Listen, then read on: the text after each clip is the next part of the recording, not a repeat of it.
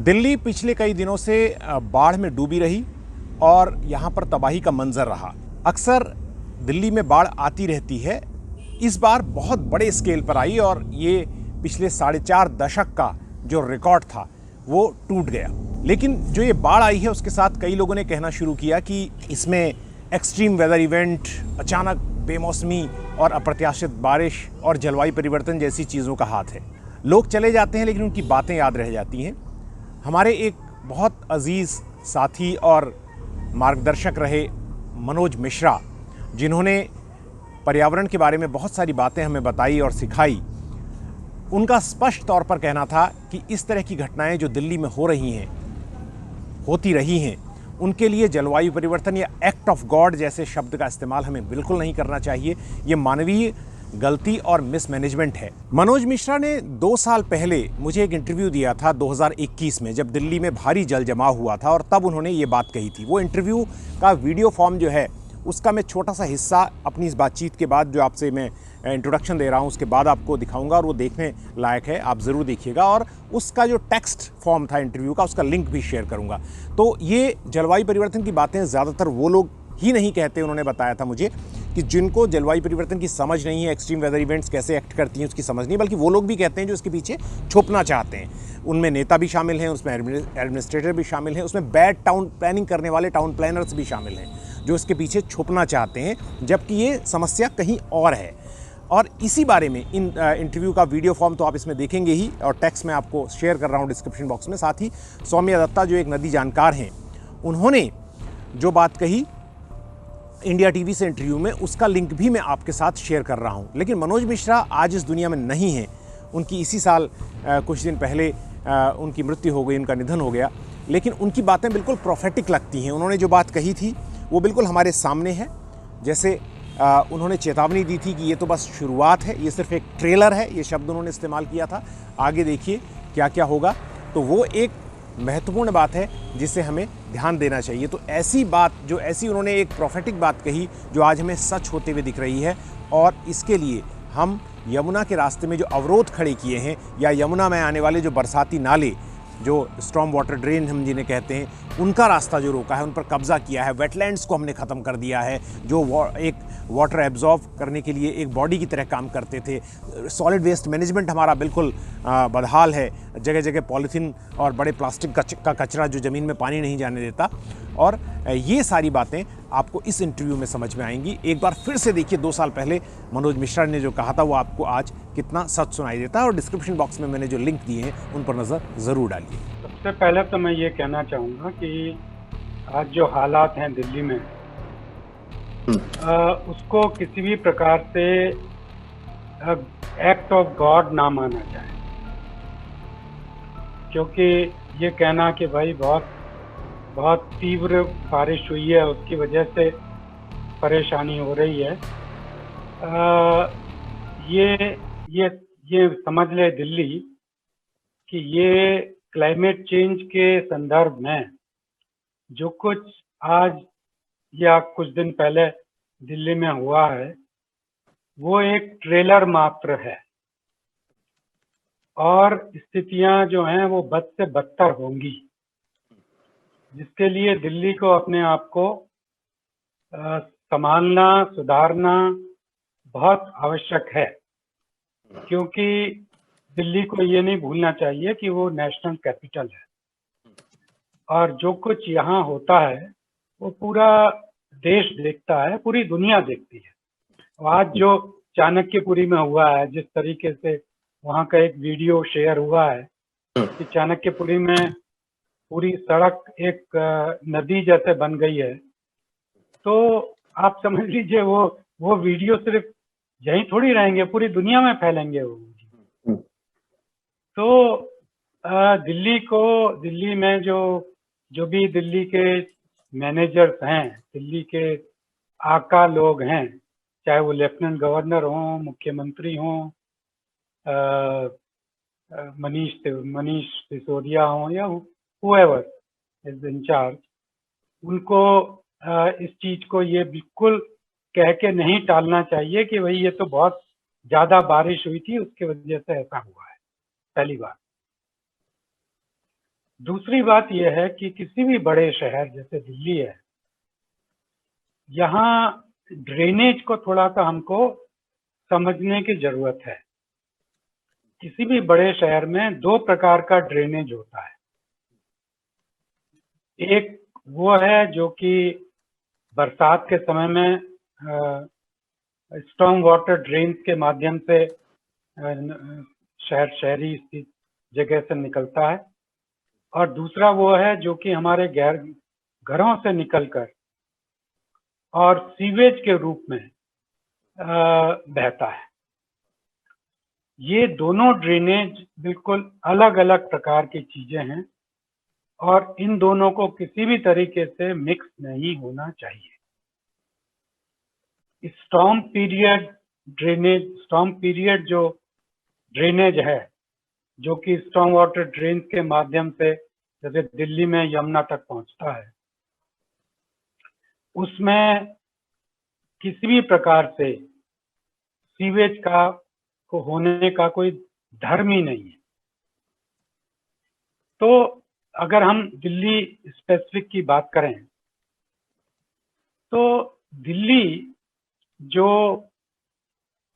एक undulating city है, ridge और यमुना के कारण जो एक उबड़ खाबड़ जगह है, ऊंची नीची जगह है, वहां तो किसी भी प्रकार का अर्बन फ्लडिंग जो हम पिछले कई सालों से देख रहे हैं, उसका होने का कोई मतलब ही नहीं है, क्योंकि अनड्यूलेटिंग टेरेन होने की वजह से जो वेस्ट दिल्ली से जो ये 17-18 ड्रेन्स आ रही हैं, वो सब की सब यमुना में आराम से पहुंचती है।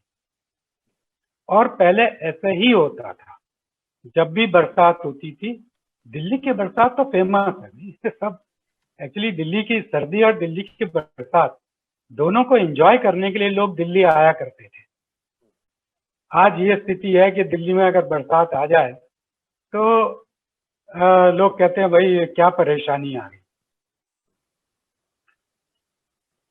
पहले एक तो ये है कि दिल्ली में जो भी पानी पड़ता था वो दिल्ली में 3 प्रकार के ड्रेनेज सिस्टम्स हैं।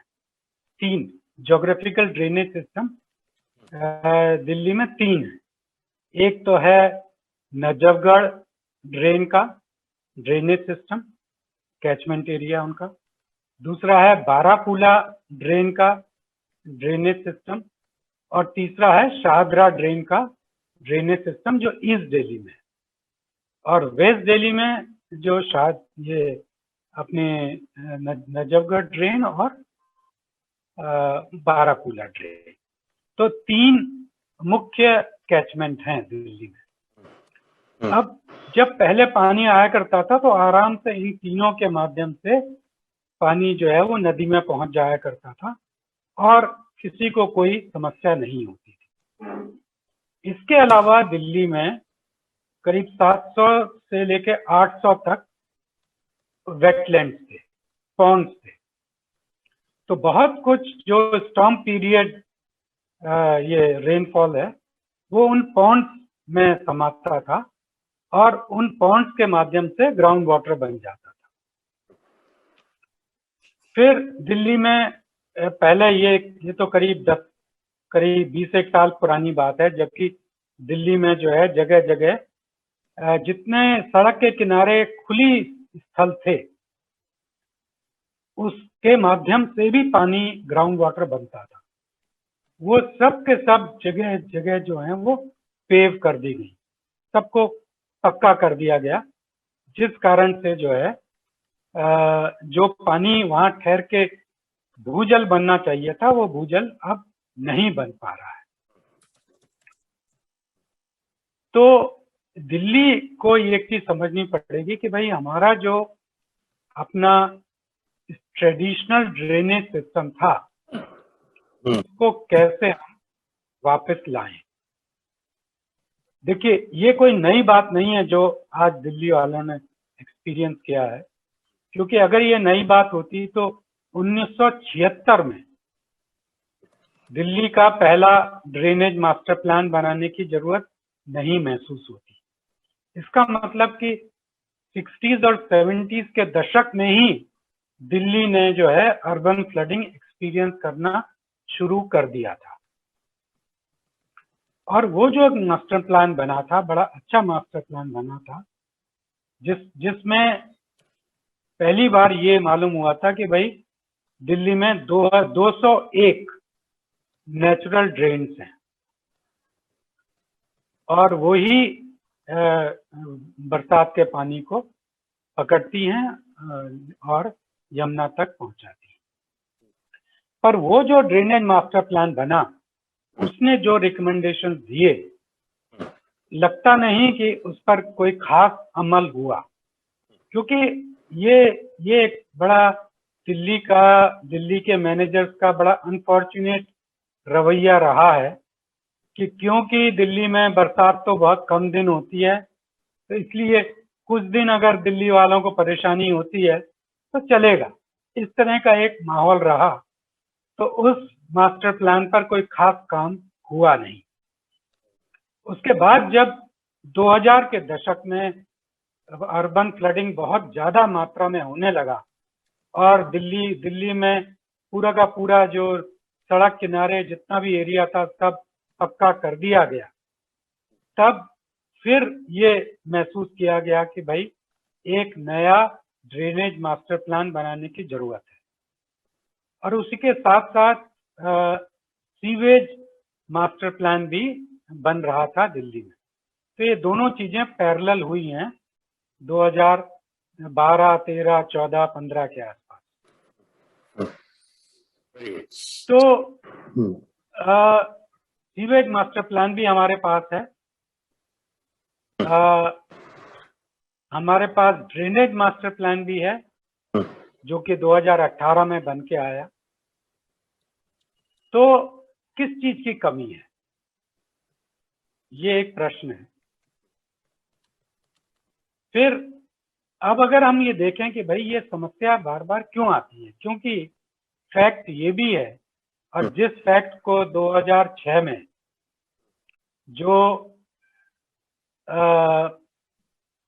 जो कि हर साल कई 100 करोड़ रुपए खर्च करके दिल्ली के जो विभिन्न म्युनिसिपल एजेंसीज हैं वो कहती हैं कि भाई हमने ड्रेन को डीसिल्ट कर दिया है, और इसलिए क्योंकि हमने डीसिल्ट कर दिया है तो अब जब पानी आएगा तो फिर ऐसी परेशानी होगी नहीं।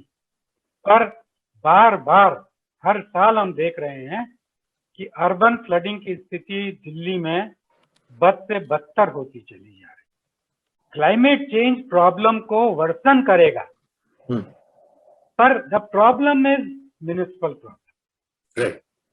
It is not a problem relating to climate change. ठीक है, सबसे बड़ी जो समस्या है दिल्ली में वो है there are too many cooks. करीब 9 डिफरेंट एजेंसीज हैं जो दिल्ली के स्ट्रॉन्ग वाटर सिस्टम से जिनको लेना देना है। उसमें 5 तो म्युनिसिपल अथॉरिटीज हैं, एक पीडब्ल्यूडी है, एक नेशनल हाईवे है, एक दिल्ली जल बोर्ड है, और फिर department of irrigation and flood control है। अब इतनी सारी एजेंसीज जो हैं वो उनके पास अलग अलग ड्रेन बची हुई है, वो अपने अपने ड्रेन को डीसिल्ट करने का दावा करते हैं, और फिर जब प्रॉब्लम आती है तो दूसरे पर दोषारोपण करते हैं, मैंने तो कर दिया था उसने नहीं करा। क्योंकि दिल्ली में ऐसी स्थिति भी है कि एक ही ड्रेन जो है वो 4 एजेंसीज के पास। तो जब ऐसी स्थिति बनेगी तो कोई निदान नहीं बनेगा। इसका सिर्फ एक निदान है कि आप किसी भी एजेंसी को ले लीजिए, but there should be only one single agency in the city. that should deal with drainage issues in the city as well as deal with river Yamuna in the city.